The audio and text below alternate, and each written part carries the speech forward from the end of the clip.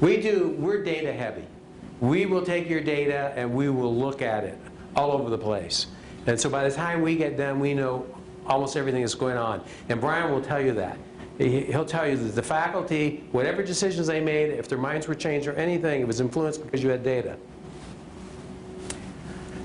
And he's a data guy, so that's why they picked him to do it. And we actually analyzed our own data. So we got our data straight from our HR. We analyzed it ourselves and then compared it to what Dan had. And it was about a match up. Yeah, I was listening one time and I heard him say, they're not lying. But if you see this gets wide here, these are people that are hired a long time ago, and then it kind of gets narrow, and that's a sign of compression. You know, because you want to see it. It does go down, and that's good, because you expect that. Okay. This is when we talked about we have different steps for doing this. So step one, we identify faculty below the minimum and move them up. That's, like I said, is easy to do. Anybody can do that. And then step two is say, okay, what impact did that have? And we develop what we call the salary compression matrix. Now, this is the one that we used at Alamo. And this is when Brian came in and we sat down. We had one and you had a different one. The faculty had a different one. So we sat down and we discussed. We said why, they said why, and we came up. We had different solutions, but we had the same goal, was to fix it. So, and that's what we did. So there was no problem doing that. And that's what we did. But anyway, so I'm going to ask Brian to. Brian, can you talk a little bit about this? I mean, one of the problems is the problem. Can you stand up because they're going to take your picture? One of the big problems, as alluded to earlier, was that you have newly coming people that have had 5 years of experience somewhere. They come in and they get put on step 5. Whereas somebody that's been here for 5 years is still at step 1. And so that was the first big problem. And so we had to do that. And so we went through and we tried to fix that. We only had 3 years of no raises, unlike 5 of you. But we did various things to make sure that people coming in weren't making more than people who worked here. So if you had 2 years experience at Alamo colleges, it should be at least as much as having 2 years experience outside. So that was one thing that was very important for us. And then that led, though, to when you're moving all these other people up, well, then it also still affects down the line the folks beyond the first. So this is showing you what we did sort of on the first 7 or 8 years of individuals. But then we did other things to sort of move folks along as well on the later parts of the scale.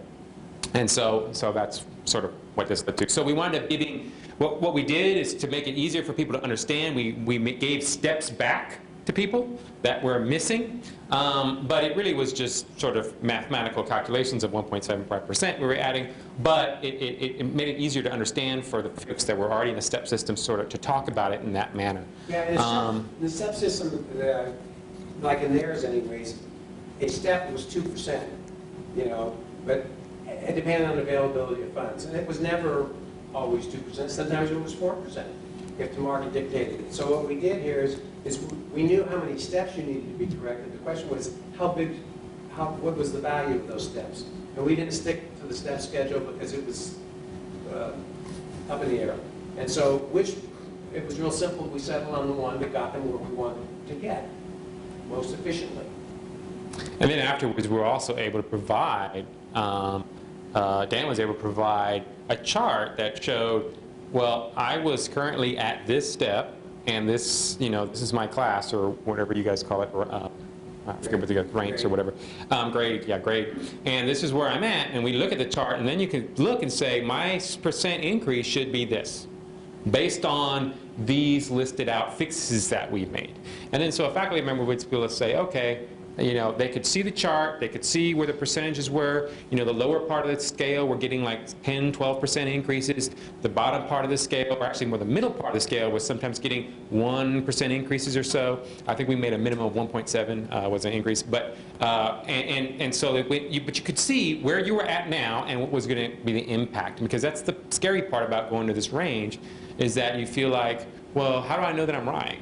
How do I know where I'm being placed is appropriate? And that really helped with that for us. When you look at the data, one of the things you'll see is that I call it the old days, but it probably wasn't that long ago, but cost of living was almost automatic. The question was, how big is it? And then that changed, and they went to merit, performance, and all that stuff.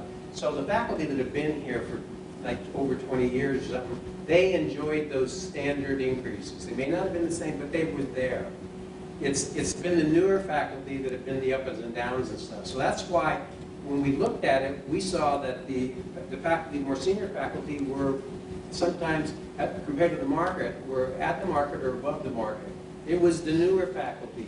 And in this case, 60% of your faculty were in this one pay grade, where they were the ones that were most below the market because of all the stuff that happened recently. And so that's where we focused the increases. That's why you saw 12%. And we had actually, even though we only missed 3 in a row, we had actually over the previous 11 years had missed 5 steps. Because, you know, one year we can't give a raise, so we don't give a step.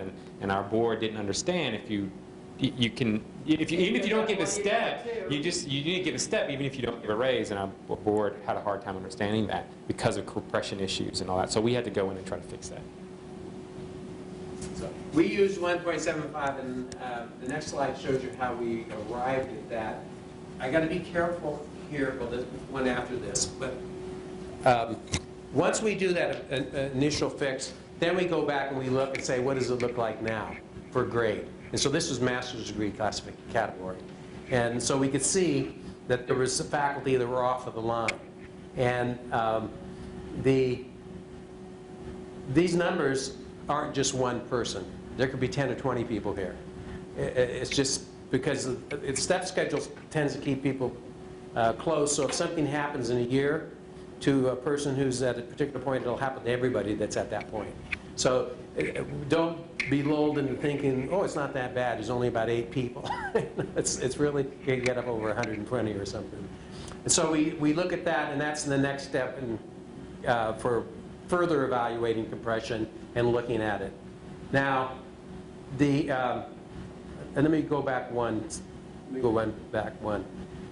I think at this level, like for Brian's situation, they had missed 3 years. So this is salary by step number. The first chart I showed you that was all that was the person's step on paper. That was what your step was then. This one is after we adjusted everybody by 3 years. So everybody on this chart, one of the other reasons why it looks better, besides the salary compression fit, is because we had already made a 3-year or 3-step adjustment, and then said, okay, where are they? Okay, let's go the next one. Now this one I got to be careful because everybody seems to walk away thinking that this is what we're going to do. This is not what we're going to do. This is what we did at the college. It's an example of what we can do? Yeah, an example of potential or possible solutions. Yeah. One of the things we're asked to do is look at policy. When we looked at policies, we said, what policies impact faculty's compensation? Well, the first thing is initial pay, which is tied to years of service credit. And then we looked, well, the other thing we identified was how fast can they, or how much do they get when they move up a class? Promotion, advancement, and how much do they get when they go down? Well, we calculated that for all of the colleges in our study. So we knew where they were with respect to all of those indices. At the time, they were 6th in average salary. They're one of the top 3 community colleges in the state of Texas by any indices that you're going to use. And the faculty decided on a 3-ness concept. They said they wanted to be at least 3 in salary. And that was the target. So we knew that if their initial placement policy was dead last, and they didn't change it, in a few years, if we made them 3 now, in 2 or 3 years, they're going to be 6 again, because it's just going to deteriorate. So we recommended the change, and so they changed it to 5 one year, and then, was it 1 year or 2 year? And then they changed it to 7. We initially were actually going to do it we were going to phase it in, but then we wanted to just bite the bullet and pay for it all at once. Yeah. And so we didn't phase it in, we did it all at once. So what we did is we had to develop a new salary, initial placement salary schedule, and it's a range thing. And so it would tell you if you came into the college and you had 0 years of experience, that's the base, and these were your salary classes, this is what you would get paid. And then if for each year of experience, you would get placed. Now, under the STEP program, if a person had 3 years of experience, they just move into step 3. Step 3 represents compounded increases from 0 to 3. The first year they get, from 0 to 1, they get 1%. From 1 to 2, they get another percent. On top of that, it's compounded. So we said, we're not going to compound it. We're going to give them 1.75% of whatever the base is. If that's $2,000, it's $2,000 here, it's $2,000 here. It's not compounded. Why? Because it avoids salary compression. 1. 2, we want to send a message to faculty that we value your experience in our college more than their experience outside the college.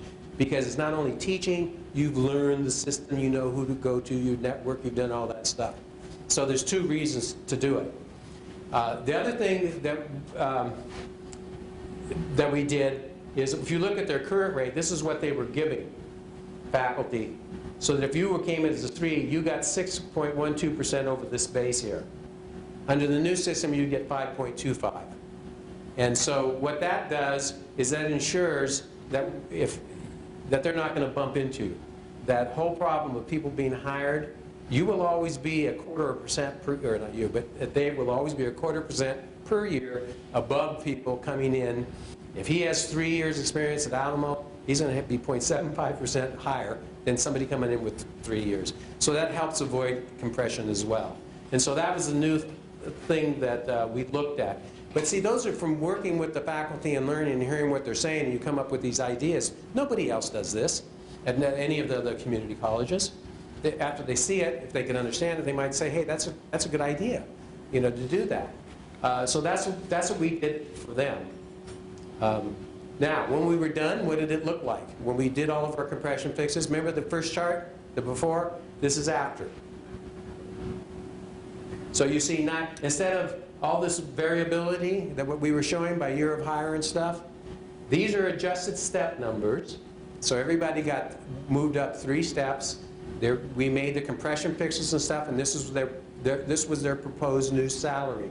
And so you can see each of the classes have more of a straight line, and they're more uniform. There is still some variability for various reasons, because a fix doesn't fit everybody precisely, but it gets them in the ballpark.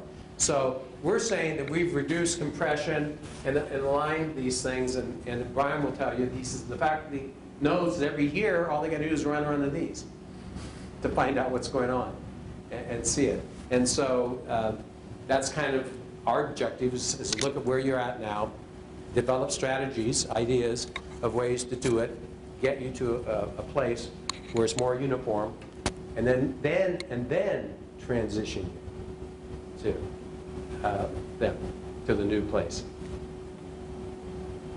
So that's. Is there anything else? Is that it? That's the way we look at it. That's the way we're approaching. Also, time-wise, I heard an email message saying that the faculty will be contacted on an individual basis at some point during this phase. Individual faculty will be contacted. Well, maybe during the volunteering. Oh, it's not just for the initial. There could be, when we say we have a communication plan, everything we do is dynamic. I mean, it can change. And so as you go along, we may need more meetings or something. We encourage not to have more meetings because it means more work for us. It takes us off what we're hired to do, because you have to do agendas and all this stuff. Yeah? What he's referring to is there's a rumor going around that everybody's going to have to interview for their jobs. That's the interview. Yes. That's the rumor that's going around. I heard it last year. Well, it's, Well, I don't think it was a rumor. I think it was in an email message saying something to the effect that individual faculty will be contacted about their individual salary. I think it's different to an email that the president sent right at the beginning of publication. At least I got it this semester. That he said that you were going to be looking at the salary schedule, etc. And by December, more or less, when the first recommendations are going to be done, if there are any changes and any ones and what was the balance, then they will be contacting the specific employees or faculty to talk to them directly. That's what I understood. Oh, Now, this I is a just heard a complete. rumor last year. I know. I heard it last for sure. April. Well, It was like, if they're going to interview, their HR department's too big. They got nothing to do. They look at John and says, "You're not doing nothing, John. How about interviewing everybody?" it sounded just crazy. I was like, no, I don't think so. So, What you said, No. though, what you asked, is something that comes up a lot, that came up a lot with us when we switched from the step system to a range system, was this idea that somehow you negotiate by talking to somebody, you negotiate for your new salary, not going to a range system. And that's not the case, at least that, you know, the things that we're looking at as far as recommending, it's going to be still based on the merit that we talked about, is your experience versus, and also your education and those things. it aligns it with reality. The increase you get every year is determined by availability of funds and politics or whatever. But that's the reality. The range allows that to happen. The step usually will result in you getting nothing, you know, because people don't like that, especially administrators. So it reflects reality. I think that, I haven't heard exactly that. I do remember this email. I think there was a question, I don't know if it would be out right here, that, so people, you know, have walked up and said, has somebody contacted you yet? As if individual faculty might be contacted at different times. Some people might already be getting raises or being told things. I haven't heard a lot of that, but now when I listen to this question, I'm kind of understanding what's been asked of me. There is this question about if I haven't heard anything, does that mean I haven't been identified as somebody who is under me? And of course, none of us really know. We all had this experience of having pay cuts and compression for 5 years. We've all watched people come in and be hired over. Then there's all kinds of stories about where you were initially placed. So people have an individual sense of, well, was I treated fairly? Am I being treated fairly? And then they don't really have any sense of whether that their particular picture is part of the picture of administration. And so I think that's the fear. Are some people being contacted and it's turned out that I'm going to find out after the ship has sailed that I wasn't one of them? That's the fear. Is that right? There's a chance to quash all these rumors. Yeah, people have not been contacted, I mean, individually, and the plan is not, I don't believe, to contact people individually. I mean, at some point, yes, you know, it's like as a result of the outcome of the salary study, person X, this is what's going to happen to you. I mean, at some point, you'll be notified whether there's no So you'll impact. have an opportunity to speak up. I think that's Yeah. the fear, that the whole thing would be done and then you'd find out, oh, a bunch of people got raises, but I didn't. Well, the thing that happened, I think, with ours, and it sounds like, I mean, I don't know, but it sounds like the bigger thing would be, after looking at this compensation study, we find 5 or 6 people that they have a weird salary for some reason. They're getting paid very differently from everybody else. And so there may be things to either bring them up to where they should be, or if they're high, you know, things that we did was to freeze them until everybody catches up to them.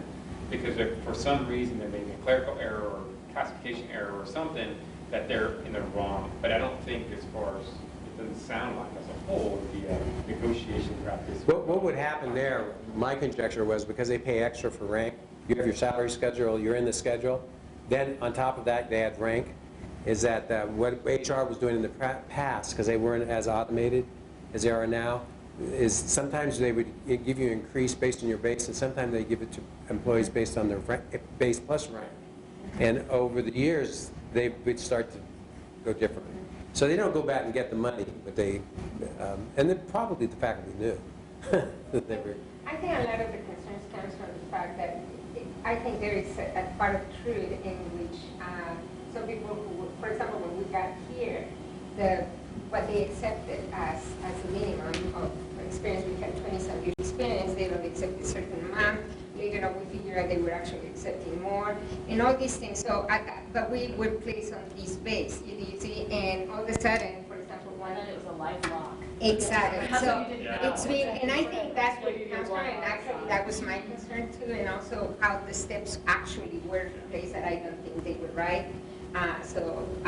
But anyway, that's where it comes from. However, I really think that when the president sent the email, he was referring mostly to people who for whatever reason, they really are going to see a specific change that they need to address with the person, not necessarily because they're going to be favored or not, but because of what it would happen, they might contact them if that was the case. That's what I understood, but I might be. And we had the same thing also when we adjusted to the, we gave 7 years of credit, we initially only gave 3 years of credit that you could earn coming in. And so what our college did was it allowed people to go back retroactively and ask for more credit. They could show evidence that they should have gotten more credit. So that was See, also a source of salary compression would be the change in policy to 7 years. And so people would come in, the new hires, and so they did. They made the decision. And we did the analysis when they said, how much would it cost and how many years should we go back? And so we gave McLaughlin various things, and they went back, okay, 11 or 12 years, I can't remember what it was. They said if you were hired within the last 11 or 12 years and you could show that you were hired at 3, but you really had 5 or 7, then they would move, they weren't going to give you money, but they'd move your step, which puts you in the right salary bracket. So eventually, you will get more money, depending on what the value turns out to be. There's So- no plan to do that. Ours is 10, is that right, John? And Yeah, it's The maximum 10 years of experience that is counted towards initial placement. That's right. There's no need to do it here. There was because they had made the changes, and they were big There are enough. lots and lots of stories. I don't think anything in this process addresses this, but there are many, many stories of people who feel they were strong-armed in the HR process. I myself was told I could sign my contract within an hour or went to the next person. We were accepted. It was like and everybody had a different HR director because they were going in and out every 2 years, and some of them did one thing, some of them did another thing. I don't think this is going to address that. I don't Those know. stories are rampant, and people. You know, What did they do? Give them different salaries? Yes. Yeah. How could they do that? You got to step. Oh, they could put them in different Well, you places. can calculate, how did you Oh. calculate experience? What Yeah. experience did you Yeah, we have? wouldn't What address experience that. did you count? That's a big thing that What would happen experience with did you us. count? And, you know, my recommendation would be as a faculty to come up with maybe a plan to sort of look at that for ourselves and ask for reevaluation potentially. And that might be something that you guys could ask for. It's a different as question. group, but it's a Yeah, different different question. It would be question. something that we wouldn't necessarily see, but I think that might be something, you know, that you guys might want to. Yeah, that's. Reevaluate and make sure that these things are. Yeah, the scope of work and focus is based on 2 things. Salary and equity due to the furlough, the last 5 years that happened, and to the change from one to the other. Anything that happened when you were hired or when people were hired before, or because they had a different director or what, those are, first of all, they're anecdotal, and second of all, they would require a different type of study and manual documentation. No, I can tell you that because we were under a maximum of 8 years, and obviously later was 10 years, and that's what I'm saying. And I'm going under 8 years with 27 years experience, so that's what I was thinking. But also, I think more than the concerns come out, not probably what you guys are going to be doing, as much as the actual evaluation by merit. What is it going to exactly look like? And I think that's more the concern than the actual analysis of this, you know? So I think that's where the... So you're only looking at the years of service that people have performed at CSN, is that correct? Yes, I think that's correct. Well, no, I think it would take into account their, Experience? at least with us, it took also into account what they were hired in as far as their experience. So where they were initially placed on the step, plus the experience that they gained here, right? So that was... Yeah, it's built in. It's built in. It's built in with your initial step was. So your initial step already builds that in. It's no longer that way, as they mentioned. And golly, I don't remember how many years ago, they just whacked off five steps. Oh, they just did it again. Three- 3 years, are we talking about the 2008 adjustment, Right, July right. 1st, 2008? They cut off, They added 3 steps to the top, they adjusted yes, the but what bottom. did that do for people like me who started at the bottom? It cut off my 3 years of working here. So you became a bottom step after. Yeah, we were Yeah. We Yeah, all, 3 years. but we all dropped. Well, see- And so then I basically, I think somebody that was is hired valid. at 0, was making the same same as what I was making. I'm just using Right, that right. as an example. I can't give you like exact, And but. was that used when they I was- skipped steps there to sort of were a try lot to of address people that, who or were how did that? angry. Because that's really important for us to know. Well, that's why that when people happened. get hired in, they get hired more. So for example, I was hired in at 4. This is my 10th year as a full-timer, and I'm a level 6. What So happened? how do you? What happened is prior to 2008, initial placement was based on highest degree earned, okay? So if you were at a PhD, that meant you were step 5. And you were credited with up to a maximum of 10 years of experience. So if you had 15 years teaching experience, you were placed maximally at step 10, okay? In 2008, the Board of Regents, in their wisdom, decided that they were going to add 3 steps to the top, okay? So increase the earning potential, okay, at the top. A calculation was done. People were then adjusted. I don't believe anybody lost actual dollars as a result of this transition. But they dropped in the steps. So somebody who was at step 10 was now at step 7. And when we calculate new hires now, if you were to come to us, Brian, and you had 15 years experience, we would say, okay, the maximum we allow for is 10. Then we would take 10 minus the 3 that had been adjusted, and you would be placed at step 7. You would still be given credit for all 10 years, but you would be placed at 7. It used to be much easier for people like me to explain when it was 1 for 1. Hey, you know. And the whole point of that was that we would be actually attracting new faculty because we would hire them that was the whole compensation point. So the idea that we hire people and then we drop them 3 makes it totally. Now, is there, just a question as far as the data that you guys have collected, do you? But when you were dropped 3, your salary didn't change. They Do just, you? yeah, they No, your just, salary didn't change, but you all of a sudden dropped Steps- back to 0. steps And then we change. froze. So that's how you ended up, like, We've been like that. like by CSN's calculation, not by my personal calculation. I should. is Right, but it, for us, will that be considered in this study, those 3 years? Will we be able? That's the Is that- compression issue. right, That's That's part of the right. compression. And that's the whole point, is for us to help with that, is what is the, so for the data that you have, does it tell us when they were hired? I'm sure that's probably going to be on there. But then is there some sort of a field, and that was a problem with our study, is there some sort of field that shows what their credit should have been when they were hired for experience outside of college? That. When Is that they're a field initially that is- placed, whatever experience they bring at that point is accounted for when they're initially. Right, and they're placed, and that gives them their initial step. Right. But now that some steps have been erased, I guess one thing we'll have to try to find out is to make sure that we understand who, you know, how many years of experience they come in with, plus how long they've been here. And so that may have been, some of that may have been lost, or at least may be hard to understand.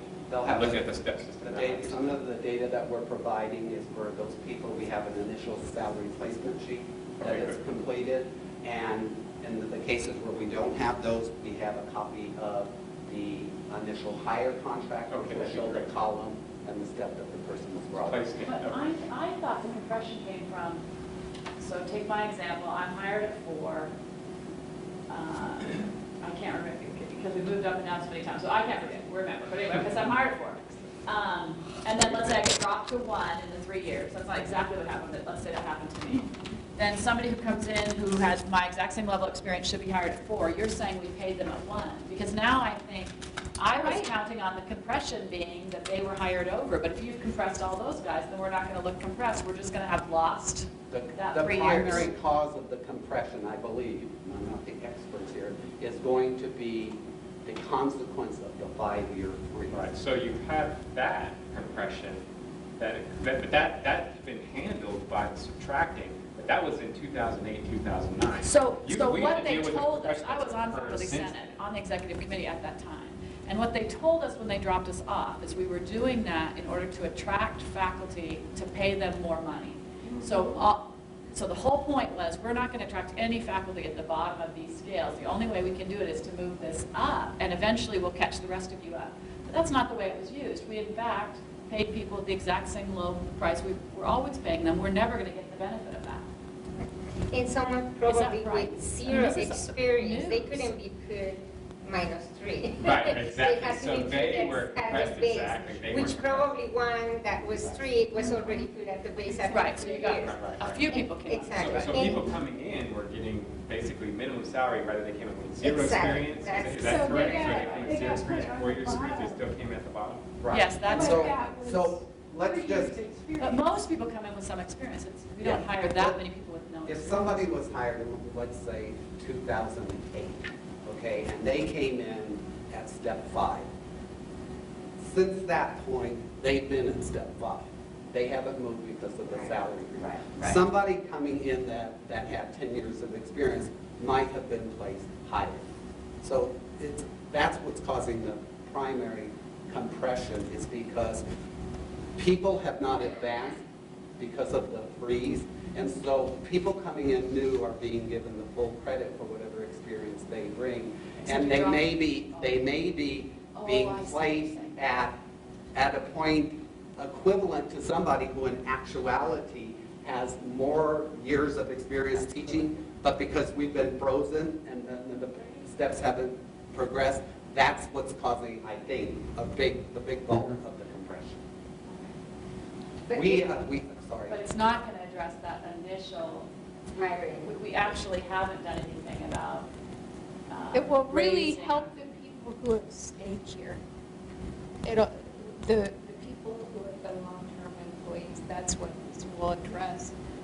I think that will help everybody who's been here, because we've been penalized for working here, No, basically. yeah, I do get that. I thought we were addressing both kinds So of I have- compression. That what happened when the 3-year drop roll Just- happened just- and people being hired over, but that actually didn't It happen. never did. But And it so- should be made up, because if they're Right, looking no, I'm at just, our I'm years just here. upset from the standpoint of where we were at Faculty Senate saying, we don't like this at all. We accept that we want to get higher quality faculty in and we want our schedule to look different. But what HR, not HR, but whatever, what CSN was actually doing was dropping those people right. Yep. So We were we being gave dropped that again. up for no gain to Mhm. CSN. Except at the top of the scale. Well, great, but Well, those no, guys have no, been I getting know. like COLA and everything I'm for a not million defending years. it per se, I'm just Yeah. saying that the earning power Well, there increased were a at the lot of top people the scale. against it. Now, I one spoke thing, out actually, against the other thing it. that gets brought up with that is that your maximums have now gone up. This is just a little tidbit off side note, that your maximums, I think, have gone up quite a bit. So that end of the scale is much higher now, now that you move to Well, some that's- other But systems. since we don't know. Yeah, since you don't, yeah, right. You'll never reach it, right, yeah. I totally understand that. Well, I'm But pretty that's upset maximum. about this. Yeah, it's This very is- upsetting. It's, I mean, it is 1,000% different than the way it was presented, why it was done, the state committee that looked at it. And I'm happy that we've hired this team. I'm very happy that we're going to deal with the compression That's from if we can freezing get salaries. But the idea that we went through that in order to try to attract higher quality faculty, and what we actually did people was the same kind of strong arming when they walked into the HR office that happened to some of us. It's appalling. But I have a second question really quick. I do not understand why the furlough becomes part of an inequity issue. I hate the furlough, but it seems to me that we all paid the same furlough. So why is that inequity? You have to explain, I'm not familiar with how What it we've had works. is, we've had furlough for many years now too, and what that equates to for an aid contract, which is a 12-month contract, is you essentially lose the equivalent of 6 days of pay during the fiscal year. And the way that's done for an aid contract person is every month you are deducted for the equivalent of a half a day's of pay. And that's been And you mandated. take the day off. Yeah, and you take, you take the time away from work, okay? So- Yeah, for faculty member, yeah. it is a- Oh, and we're not allowed to take a day if we have a required meeting or a class. So, We can never We- take a credit. well, so what it just meant is it was just a deduction in pay. But If- people don't understand It may that. turn out that it's not relevant, and that's what we would say. It doesn't. It's not relevant. On the other hand, Equity issue. the, yeah, The TMT's already mentioned the 3 years, or so I don't fully understand it. We would have to study it, but It was applied to everybody. Yeah, I mean, it in the sounds case like- of B contract, which is most of that, So there's. we would do a for it. statistical analysis, look at it and see, is it a factor? Or is it a wash? And so, because you have to address it because there's enough people asking. about Here's it. the only way in which it was a factor. There was no way for a faculty member, I mean, I know that administrative faculty would rather be paid, and I would rather that you guys were paid. They had a forced day off every other month. But they at least actually had like a furlough. Faculty just got a pay cut. I mean, there was just there's no other way to look at it. There's no. Yeah, we've seen that. We did the same thing. Get I it, we've haven't seen that. done that. The faculty are. It's because you guys are overpaid and you only work 9 months. That's the. We're that's 4 the years NG. out. Well, we only get paid for it too. That's Pardon me? the It's level an of NG, policy. it's a Board of Region policy based on laws passed by the state. So is that furlough finished now? No. It's going to continue even though money's being hopefully provided for. Yeah, there was a salary cut reduction and a furlough reduction. The salary cut reduction was reinstated. So it used to be, not only did we have a 2.5% reduction in salary, but we had the furlough, which is approximately equal to an additional 2.3% cut. So people will have a 4.8% cut. And we were frozen. And now, July 1st, the 2.5% reduction has been restored, but we still have the 2.3% approximate equivalent to furlough. Nevada, I think, is probably different from Texas, at least recently, in terms of the economic impact of the recession. We were very badly hit. And that's not even addressing the extreme high cost of any benefits and cut of benefits at the same time with Oh my super gosh. high increase. So basically, I have to be honest, right now we're taking home less than when we were hired, literally. And I'm talking take home money than when we were hired in 2004. So that's basically, that's less. And this is 10 years almost ago. That's exactly. Because what our we're benefit doing. costs are, what, 5 times higher per month, depending on where you sat. And instead of having actual deductibles, we have an HSA, and we pay the first $3,800 out of pocket. I mean, it is amazing. It's been an amazing experience. That's what probably is such a sensitive issue right now. And I know HR has not necessarily a problem. We are the ones paying the bill, necessarily from everybody, but. I take the furloughs and the salary cuts. Right, but that's why our faculty is so nervous about any change right now, because they haven't seen anything happening. We might have received an increase or whatever. We haven't really seen it at all. It might be in paper somewhere. We don't see it in reality. They also increased what we have to pay in for our retirement. They've gutted the health care. I dropped the health care plan because it's so terribly bad. Yeah, Just so I could see $30 increase on my paycheck. the reality is we supposedly got an increase, but with the increment of all the other benefits, we actually got a decreased salary. So that's basically bottom line up to now, still happening.